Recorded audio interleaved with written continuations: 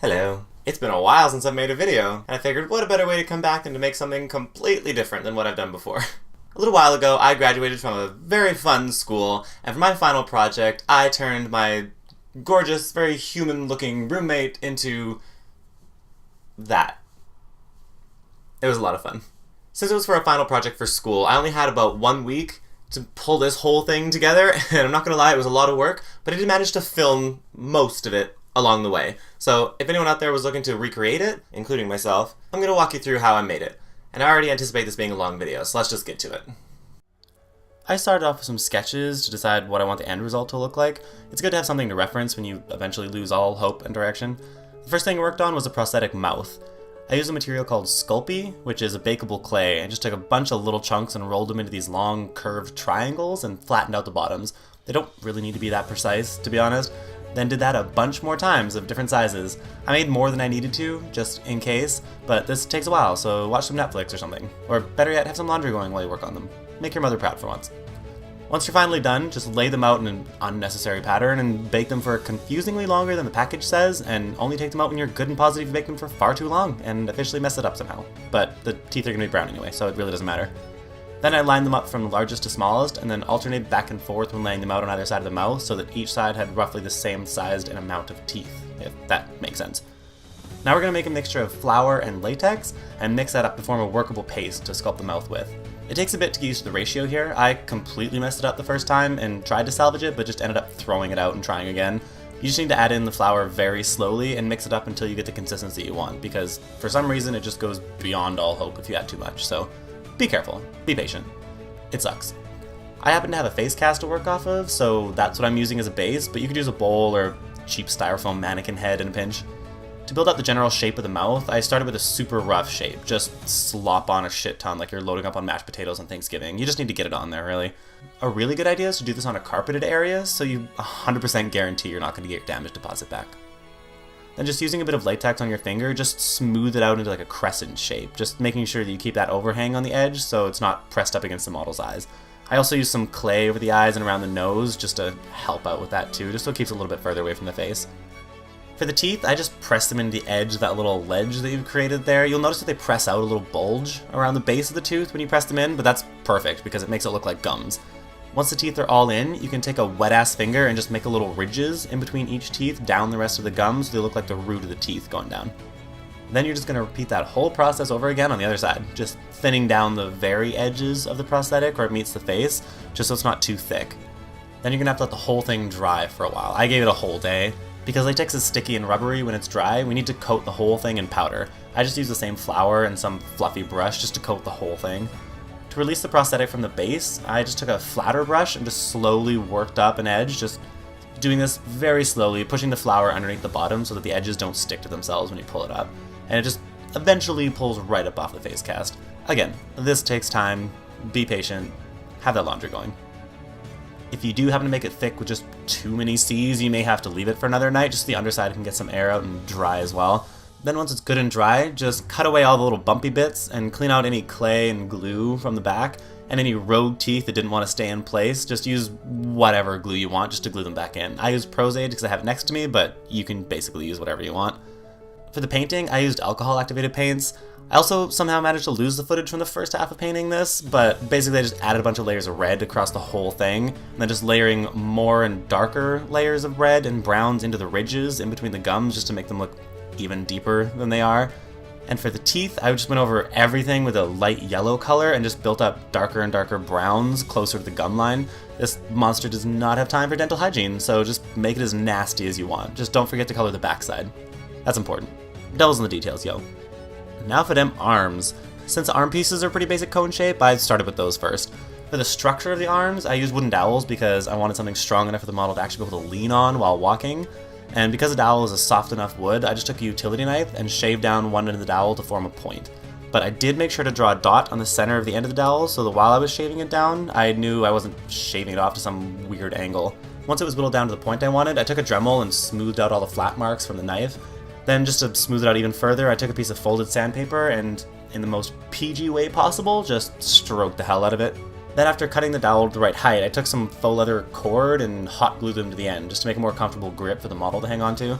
You can really spend your time on this and make it look pretty, but I had 1 week to make this entire costume while working a full-time job, so fuck it, it's on the inside anyway.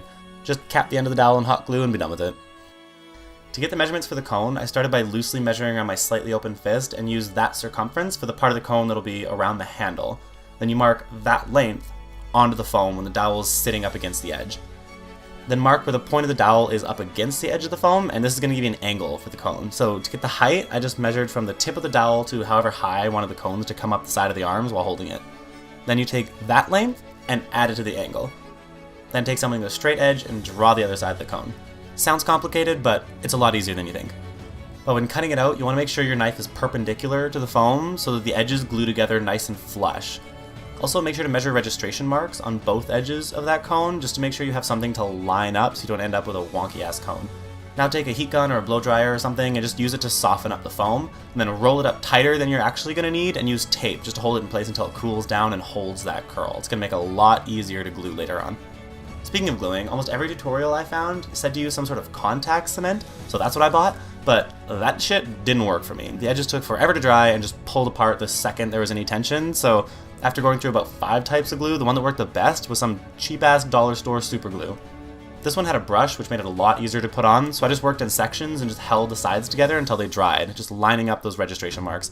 Now, something I should warn is to do this in a well-ventilated area, because this stuff is toxic and melts the foam in order to hold it together. See?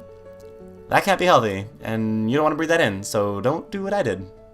Once I had the cone, I just covered the end of the dowel in wood glue and just shoved it into the end of there, and then once it's nice and dry, just cut away the excess so it's nice and flush to the wood. Now for the rest of the armor. The shoe is the best place to show this because the shape is a pain in the ass. I used a bag to protect the shoe she's going to wear because it's my roommate's and she'd kill me if I messed it up. And the easiest way to make a pattern is just to cover the whole thing in layers of duct tape and just draw on the different shapes of the armor plates you want, including some dotted lines where they're going to overlap. Then just carefully cut it off the shoe and start cutting out the different shapes that you've drawn on. For the curved toe cap, you have to cut some slits in it to get the shapes to lay flat. Then trace that flat shape onto a piece of paper and label what it is before cutting it out. Trust me, that becomes very important when you have 1,000 of these laying on your bedroom floor. Then you're going to cut off the dotted overlap area from before and tape it back onto the next piece you're cutting out, and then trace that out as well. I made the top parts a little bit taller while doing this, but there are really no rules here. We're making it up as we go. Then I just pinned all those shapes to the foam and traced and labeled them before cutting them out. I will say you should label them on the back side of the foam, not the front, because that marker shows through the paint. That's something I learned and didn't know about, but you're welcome. All the body pieces were done the exact same way. Just tip up a dress form or a friend who owes you a favor. Just draw it, cut it, trace it, label it. Hallelujah. To get the shape of the headpiece, I just laid down my face cast on an old pizza box just to get an accurate feel for the size and shape. But if you don't have a pizza box, then just, I don't know, use the box where matcha powder came in, you fucking health Nazi. Then I just drew out one half of the shape I wanted, lining up the middle of the face cast with that seam in the cardboard, and then just cut out one side so I could fold it over and trace the general shape on the other half. I went in and changed up the lines a bit so it's not completely symmetrical, and then just cut that out too. And voila, now we have a template. Then I just did a very similar process to the rest of the armor, only this one goes around the face, so I wouldn't suggest using a friend for that one. But put the prosthetic on the face cast, wrap it up, and start taping out the 3D shape you want for the headpiece. I defined the shape of the jaw at this point as well, then just removed it all from the face cast and cut the shape out and cut all that excess plastic away. And then just like the toe cap, you need to lay it flat somehow, so the simplest way I figured I could do this was just to cut it directly down the center. You can always refine the shape when you trace it out too. Like I said, there are no rules. The good part about these being rough, organic shapes is that you don't really have to be too precise with any of it. Just remember to mark where the bottom of that notch is so you don't glue it all together.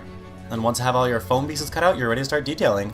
But quick safety PSA before you Dremel and texture your armor, wear a respirator and protective eyewear because you don't want all this shit getting in your lungs and eyes. Got it? Cool, don't sue me, thanks. Now we can get to the fun detailing. I actually bought a Dremel for this because it saved an obscene amount of time, but the main idea is that you round out and roughen up all the clean lines and edges of the armor. A Dremel is super loud though, so try not to do it at 2 a.m. then piss off your landlord, but if you do, oh well, that's a problem when your lease runs out. You basically just want to round out all the edges, add in some little notches and scrapes and flatter areas of battle damage. Again, have some fun, make it organic, make it rough. Before painting all the armor, I did a base coat of something called Plastidip in white. I did a few coats of this just to seal the foam up, and then just spray painted them in an off-white as a base color. To start the detailing, I used an airbrush gun to spray a light brown just for some weathering, then going around the outside edges and edges of any damage marks and a few random places just to break up the smooth foam. I'm using alcohol-activated paints for this just because, again, it's what I had around. Then I started doing some splattering with the gun, but realized it was going to be way too fine to show up in any photos, so I just roughly mixed together some white and brown acrylic paint, just so the color wasn't too uniform. Then used a chip brush just to splatter it all over the place. If you water the paint down just a bit when you inevitably over-spatter, you can easily dab it away or just buff it out to tone it down a bit. It was doing that I realized I could use my finger to buff in the darker brown, just to add some depth to the different areas, like the chunk in the middle or the cracks, even the edges. I wanted to deepen the look of the cracks quite a bit more, so after going in and dabbing some brown in there just to deepen up the whole thing, I went in with a tiny little brush and just drew some smaller and smaller lines using darker browns and then eventually black, just so that it looks like it's a deeper and deeper crack. You're not going to see the back of these, but don't forget that little edge piece because it does show around the side. Then it's just going and adding any small lines and dirtiness just to bring out all the texture that was added when you were dremeling. You put in all the work, make sure it shows because it gets pretty flat when you have a flat base color.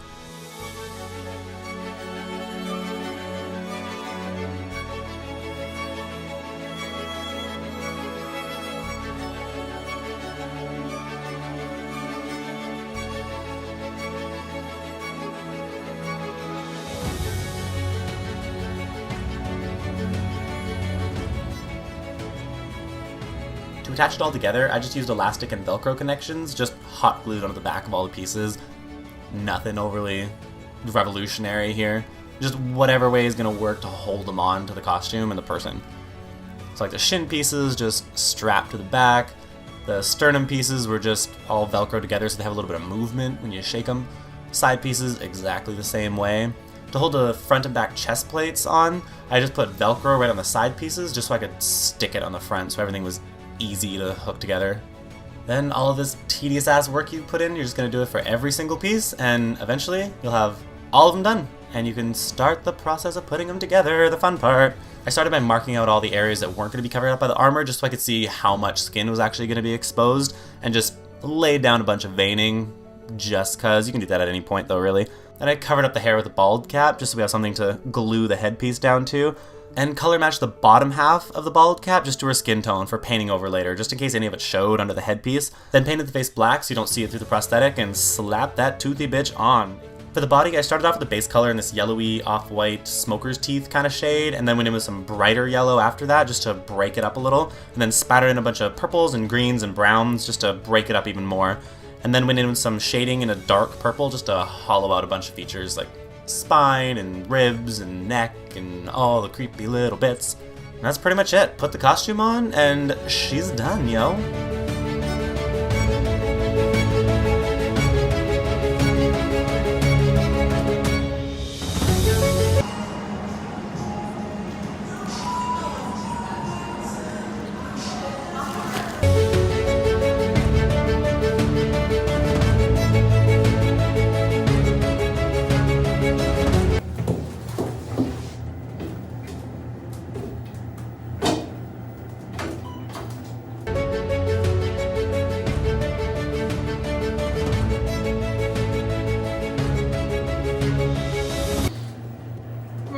Pushing. To the ground.